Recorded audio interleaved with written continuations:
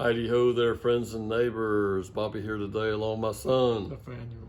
Hey guys, today we're going to show you real fast how to remove a freeze plug from your engine block, okay? Before you take it to the machine shop. So bring the camera on down.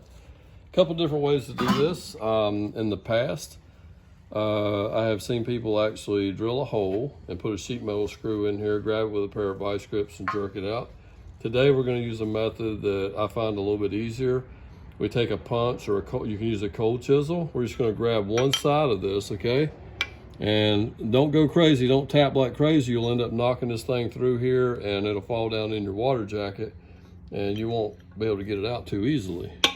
Although I have heard some people just leave them in there, but I don't do that. Anyway, start on one side, and what we want to do, tap until we get this thing to turn cockeyed. See there? We're going to get it to turn just like that, and stop right there. Hand me those vice grips, son.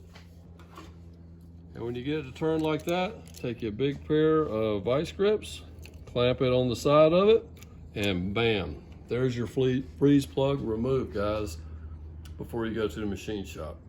Have a great day. Don't forget to like, comment, subscribe, tell a friend about us, and we'll see you next time. Bye-bye.